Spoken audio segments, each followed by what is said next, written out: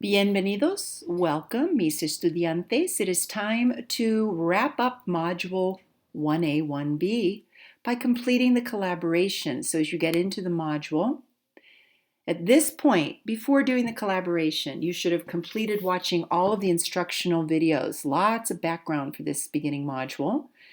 You should have applied this learning and completed all 4 sections of the study plan, and that includes the self-checks at the end of each of the study plan sections. You should have completed discussion 1, which involved creating 2 videos. You should have completed discussion 2, which involved creating 2 audio recordings. If you did videos, that's fine also. And we're now ready for the collaboration. The intention of these collaborations is for you to be a speaker out there in the real world in a Spanish-speaking country using these new Spanish skills that you've just acquired in this most recent module. That's the intention. The reality of the collaborations is they can be a bit more confusing because they have more working parts. Now keep in mind that the inventors, the writers of this program intended for the collaborations to be strictly partner work. So there will always be 2 students involved here. Technically, you're supposed to be working with another student. So if you're working alone, you will do part of the work as student 1, right? And then you'll have to pop into student 2, possibly in some of these, to pretend like you're going back and forth. So in most cases, student 1 is going to have the information that student 2 needs, or vice versa. Student 2 has the information that student 1 needs. So after gathering your information, whether student 1 or 2, the other student is supposed to be asking you, right? This is a practice for speaking. So that other student is supposed to be asking you, well, what about this? What about that? So the second part of this activity, you're going to have to, if you're working alone, you'll have to pretend you're student 2. And you'll have to go into that student's area and access a chart to fill in, pretending like you're asking yourself the question. So we'll get into that detail in a moment. That's what's going to tend to make these a bit more complicated if you're working alone. I am also always going to put a helpful video at the bottom of these collaborations, just like we're doing now, to walk through the steps with you because I know they can be confusing. Let's start by reading the directions, of course. The purpose. You work for an event center and are planning an international conference. You've received emails from 5 presenters. Now, naturally, these are all in Spanish, right? Yes, you're practicing your new skills. Based on the presenter's requests, they're going to ask for equipment. They're going to ask for a number of seats. You then are going to get this information from each presenter. What do they need? And then you will assign an event center room that best accommodates each presenter. After you do that room assignment, so that's step 1, step 2, you're going to write a summary of what each presenter needs and which assignment you gave them for their room. So not too bad so far, right? Hope not. We begin generally in all these collaborations by downloading this piece that you'll need to get all of your information. So click on it. Here it is. You have to download it. You can also print it, okay? So if you want to do this a paper and pencil task, go for it. But if you want to, download it. I'm going to put it somewhere where I can easily find it on my desktop, save it. And then what this does, once it pops up over here onto your desktop, you can actually go in here and you can write on the document. So it can save you the task of having to print it. So let's leave that out there on our desktop. We've now done that. I can close that. And let's go back to our directions. In the PDF document are 2 packets. As I mentioned, this is meant to be a partner, a pair activity. So you will see Estudiante 1, Estudiante 2, student 1, student 2. If you're working as a pair, you're going to use all of your student 1. There are 3 pages. You'll use all of yours and the other student will use all of theirs. If you're working alone, you will use the first 2 pieces of student 1 and then you'll pop into the supposed speaking section for student 2. You have to pretend for a second you're student 2. I'll get into that in a bit. Each packet consists of 5 emails from presenters, a presenter's need chart, so where you write down the equipment and the seats that each of those 5 presenters need, you fill in that chart, and then a room list that you complete where you assign each of the presenters their room number. This will become clear when we actually see it. If you work with a partner, you use both packets. One partner is estudiante uno, the other partner is estudiante dos. No worries. If you're working alone, you will use the emails and the presenter's need chart for one student. You can pick estudiante uno, estudiante dos. You use that part, you gather your information for one student, and then you have to pop into the other student's area and use their room list. You have to pretend like you're going back and forth talking to yourself, okay? You have to pretend you're the other student to fill in the room assignment. We'll get into it in a bit to show the example. So step 1, read each email to determine the equipment and seating needs for each presenter. Use an online dictionary. There's a link up here. If you look up here, you'll see your dictionary. That's a good one to use. So use that to help with unknown vocabulary, to be sure you are understanding the requests. So you read the email, and then you're still in the same student. You complete the section of the presenter's needs chart for that presenter. You check or X the column for what they need, the equipment, and then you write in the number of seats. You're able to write right on the PDF document by clicking in the area to be completed. Okay, you just click in there. And you repeat these 2 steps for each of the presenters. Let's go and see exactly what I'm talking about. So here's your document. You've either printed or you're going to use this one. You can ignore these instructions. That's fine because we're already going over the instructions. So scroll down. Let's just take a quick glance. Estudiante uno. Here are my 5 emails from Alma, Denise, from Julia, from Chet, and from Helmut. 5 emails. Scroll down. Here's my presenter's needs chart.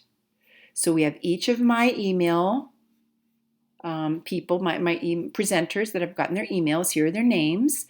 Here is the equipment that they are possibly requesting. Micrófono, proyector, mapa, pizarra, computadora, reloj, ventana. And here's my column for cuántas sillas, how many seats.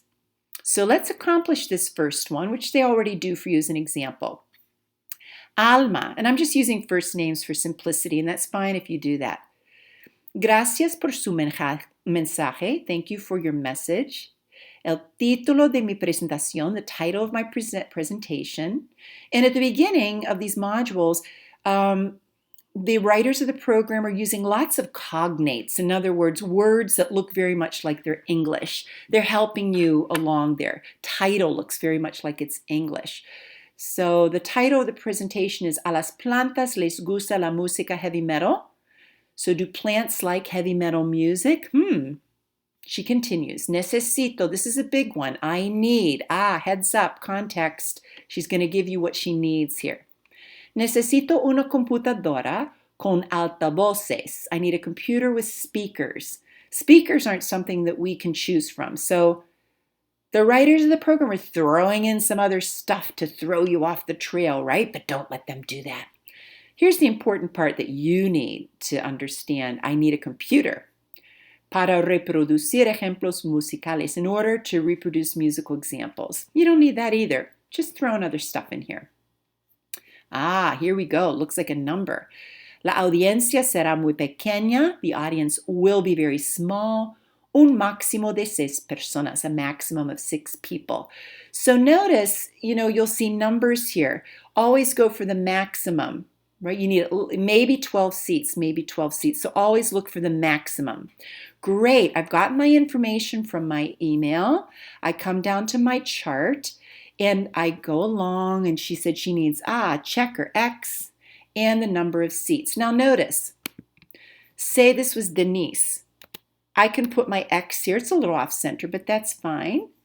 So let's say Denise needed a computer and she also needed a projector and she needed seats for 12 people. There we go.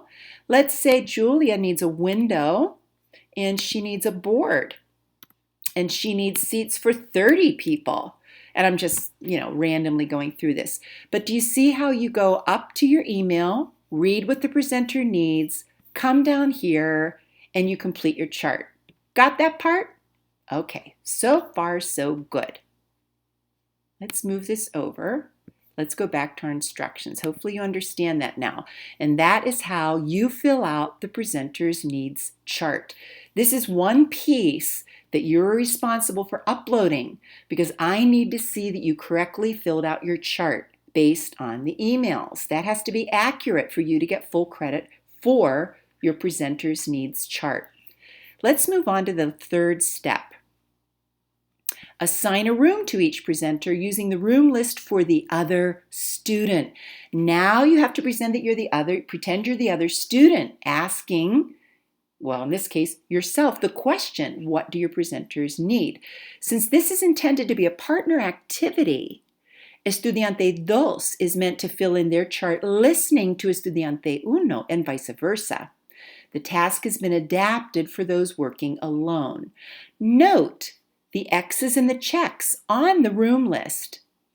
Note the equipment available plus the number of seats available in each room.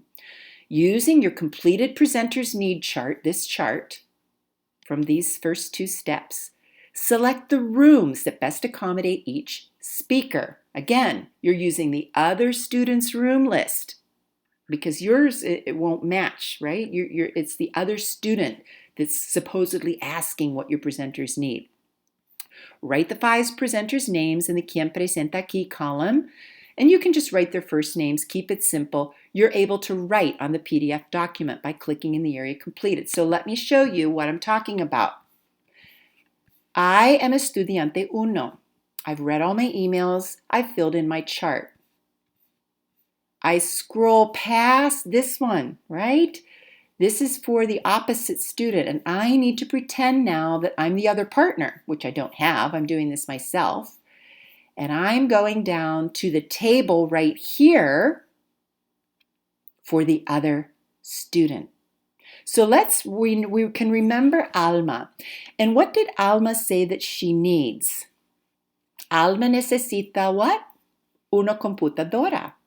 So let's look at the salas that have a computadora. Okay, I have 2. And how many sillas? Sillas para 6 personas. Okay, so I'm going to put Alma. And I'm going to put a question mark. Why? Because I have 2 places that Alma might fit. Where's my spot in here? Okay, there we go. Alma could be in either, right? And how do you think I'm going to figure that out?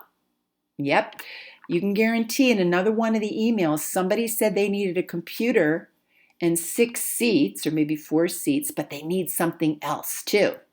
So in the next one, we're going to look. Somebody else might say they need a projector. They might say they need a microphone. They might say they need a window. And then it will become clear. And that's the little game I play. That's how I fit those puzzle pieces together. So I go up here. If you want to take a screenshot, you know what? That would probably be really much easier. So let's say I do, for my Apple, Command-Shift-4. Let's say I've completed my whole chart. Okay, I'm going to make that easy for me. And this is if I'm doing a PDF document. I'm going to have my chart out here. And then I will scroll down. Again, you have to go to the other student's chart.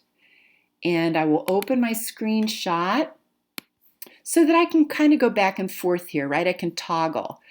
And then I'll see Denise needs this. I'll come over here and I'll figure out what room Denise needs. I'll look at the number of seats and I'll come over here and I will fill in the first name for each of my presenters going back and forth from my correct chart. This one's not correct. I was just randomly doing that, and fill in my other. And this is called the room list chart. And then when this is all done, I'm going to back up here so that I can do a nice screenshot. And let's say I completed this. I got all of these assigned. And this chart will be complete when I have one name in each of these rooms. Sala 21, 22, 25, 26, 27. Okay, so I am now going to label this. This is my presenter needs list, and this is my room list. Okay, so I have my documents. So there are a couple of ways that I can upload these documents. If I've completed everything on here, I can certainly just save this. I can save my PDF document and upload that. I can then see the screens that you have completed. So that's one way that you can upload a document, the PDF document. Or you can do those screenshots that I did and you can have these separate. But what we've accomplished at this point is the completion of these steps. I've read the emails for one student. So I'm pretending I'm Estudiante Uno. I've read all the emails for Estudiante Uno. I've filled in the presenter's needs chart for Estudiante Uno. And then I've gone down, pretended I'm the other person, the one I'm supposed to talk to in a collaboration. I've gone to the other student, Estudiante Dos's room list. I've assigned a room to each presenter. Great. I'm now ready to do part 2. I'm ready to do a sentence for each, 2 sentences for each presenter. So my first sentence, follow this example. Express what Alma needs and then express the room that she needs. So Alma necesita una computadora y sillas para 6 personas. Alma necesita sala. And actually it wasn't 12, was it? Nope. Sala, and we haven't figured it out yet. 21 or 22, whatever you figure it out to be. So put the correct, that was just an example there. So put the correct room number. And then we can actually go in here and I'll show you where to upload those items. So once you go in to the document, and this was actually, I already did this. So I'm going to start new. Pretend I didn't do that. Okay, because I was already doing an example. You simply scroll down through and you'll see down here at the bottom where you upload. This is where you write. So click on that and this is where you write your sentences. Alma necesita una, spell it correctly, una computadora y sillas para 6 personas. Alma necesita sala, and we'll pretend we figured it out that it is 22. Please spell correctly. Check your vocabulary. I've accomplished that for the first of my presenters.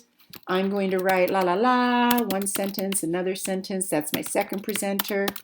I finished my 2 sentences for my third presenter. I finished my 2 sentences for my fourth presenter.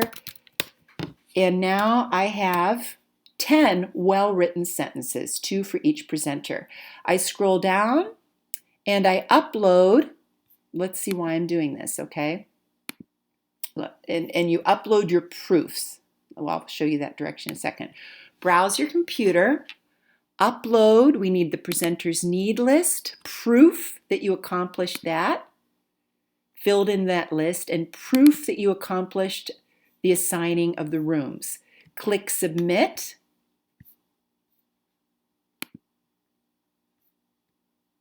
And you have your success. You have your submission. So I have text, I have my room list, and my presenter needs. So if we look once again at the instructions, look at the grading criteria. 50% of your grade is proof of the completion of the presenter's needs chart and the room list. So take a screenshot of the charts, take a picture of your screen using your phone, save the new completed PDF document, or take a picture of a paper pencil version if you printed the document. However, you can give proof that you completed the presenter's need chart and the room list. The other 50% of the grade is a summary writing piece consisting of 10 sentences modeled from the example below, each sentence worth 5 points, 2 sentences per presenter. I hope that this gives you real clarity on how to accomplish this task successfully. I'm looking forward to reading your submissions. Adios!